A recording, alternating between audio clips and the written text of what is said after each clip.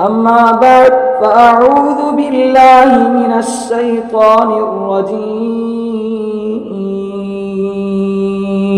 بسم الله الرحمن الرحيم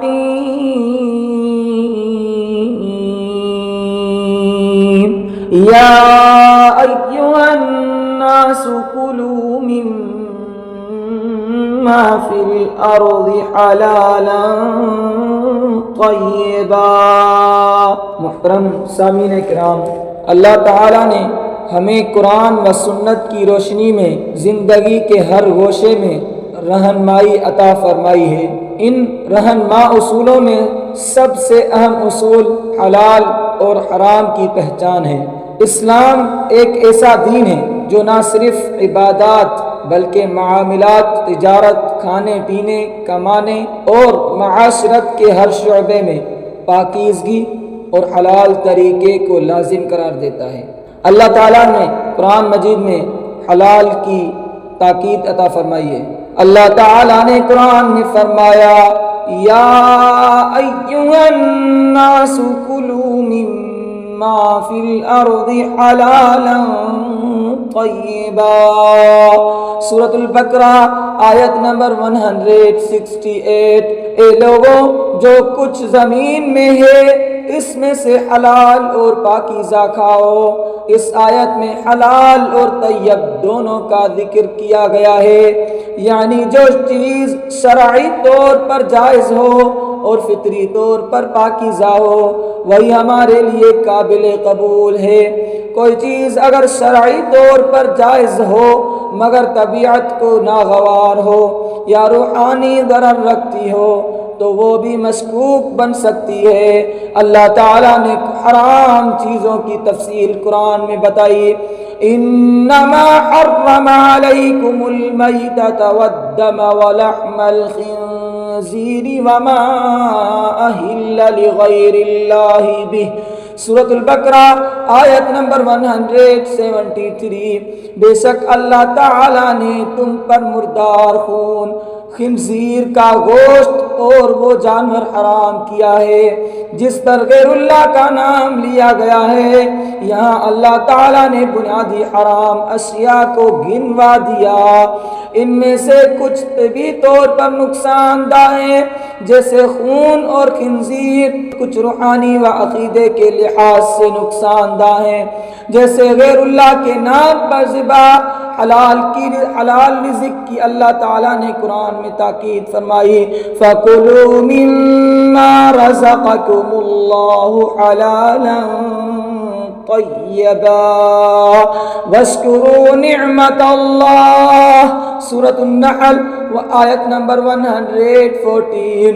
جو کچھ اللہ نے تمہیں رزق دیا ہے اس میں سے حلال اور پاکیزہ کھاؤ اور اس کی نعمت کا شکر ادا کرو۔ یہ رزق کا تعلق صرف کھانے پینے سے نہیں بلکہ کمائی، تجارت، کاروبار اور نوکری جیسے تمام ذرائع سے بھی ہے۔ آئیے دیکھتے ہیں احادیث مبارک میں حلال و حرام کی وضاحت کیا ہے۔ الحلال بین الحرام بین وبینہما امور مشتبہات لا یعلمہن کثیر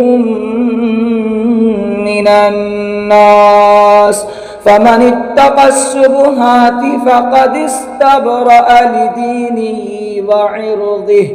رواہ البخاری حدیث نمبر 52۔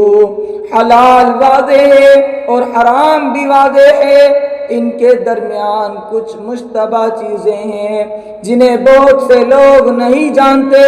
جو ان مشتبہ چیزوں سے بچ گیا اس نے اپنے دین اور عزت کو محفوظ کر لیا۔ دین میں صرف حرام سے بچنا کافی نہیں بلکہ جو چیز شک والی ہے اس سے بھی بچنا تقویٰ ہے، اسی میں حفاظت ہے۔ کل جسد نبت من سحت فالنار اولا بہ۔ رواہ الترمذی حدیث نمبر 614۔ جو جسم حرام مال سے پلا ہو جہنم اس کے لیے زیادہ مناسب ہے۔ حرام مال سے صرف جسم نہیں بلکہ روح، اخلاق اور نسلیں بھی خراب ہو جاتی ہیں، دعا رد ہوتی ہیں، عبادات ناقبول ہوتی ہیں۔ ایک دوسری حدیث ہے افضل الکسب کسب الرجل من یدہ، مسند احمد، حدیث نمبر 15272۔ سب سے بہترین کمائی وہ ہے جو آدمی اپنے ہاتھ کی محنت سے کمائے۔ محنت، دیانت داری اور حلال طریقے سے روزی کمانا اللہ کے ہاں محبوب ترین عمل ہے۔ حلال کمائی کے لیے جھوٹ، دھوکہ، سود، رشوت اور ناجائز کاروبار سے بچیں۔ اپنے اولاد کو حلال کھلائیں، کیونکہ جو حرام کھاتا ہے وہ نیکی سے دور ہو جاتا ہے۔ مشتبہ چیزوں سے بھی پرہیز کریں تاکہ آپ کا ایمان محفوظ رہے۔ محترم مسلمان بھائیوں، آج کا سب سے بڑا فتنہ حرام کی آسانی ہے اور حلال کی راہ میں صبر ہے، لیکن کامیابی صبر کے ساتھ ہے اور جنت حلال کے ذریعے ہی حاصل ہو سکتی ہے۔ تو اللہ سے دعا ہے، اے اللہ ہمیں حلال کا طالب، حرام سے بچنے والا اور تیرا فرما بردار بندہ بنا دے۔ ہمارے رزق میں برکت عطا فرما اور ہمیں ہر شک و شبہ سے بچا لے۔ آمین۔ وما علینا الا البلاغ المبین۔